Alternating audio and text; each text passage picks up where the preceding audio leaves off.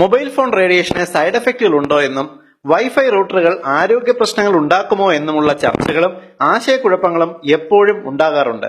എന്നാൽ ഡെൻമാർക്കിലെ 9ാം ക്ലാസ്സിലെ ഒരു കൂട്ടം വിദ്യാർത്ഥികൾ നടത്തിയ ഒരു പഠനം ശാസ്ത്രലോകത്തെ ആകെ ഞെട്ടിച്ചിരിക്കുകയാണ്. വളരെ ലളിതമായ ഒരു പരീക്ഷണമാണ് അവർ ചെയ്തത്.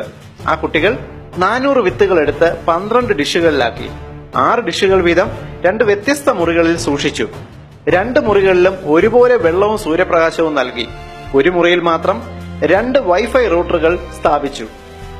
12 ദിവസം കൃത്യമായി പരിപാലിച്ച ശേഷം അവർ 12 ഡിഷുകളിലെയും വിത്തുകൾ പരിശോധിച്ചു.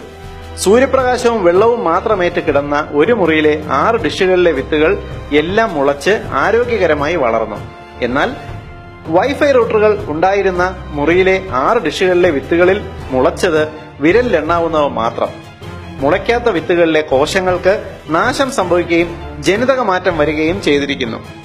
ഈ പരീക്ഷണ ഫലം ശാസ്ത്രലോകമാകെ ഞെട്ടലോടെയാണ് ഉൾക്കൊണ്ടത്. തുടർന്ന് നടത്തിയ പരീക്ഷണങ്ങളിൽ കണ്ടെത്തിയ റിപ്പോർട്ടുകൾ ഇവയാണ്. വൈഫൈ റൂട്ടറുകളുടെയും മൊബൈൽ ഫോണുകളുടെയും റേഡിയേഷനുകൾ ഒരുപോലെ അപകടകാരികളാണ്. ഇത് സൃഷ്ടിക്കുന്ന ആരോഗ്യ പ്രശ്നങ്ങൾ നിരവധിയാണ്. ഉറക്കക്കുറവുണ്ടാക്കുന്നു, കുട്ടികളുടെ വളർച്ചയെ അപകടകരമായി ബാധിക്കുന്നു, തലച്ചോറിലെ കോശങ്ങൾക്ക് ഏറെ അപകടകരമാണ്.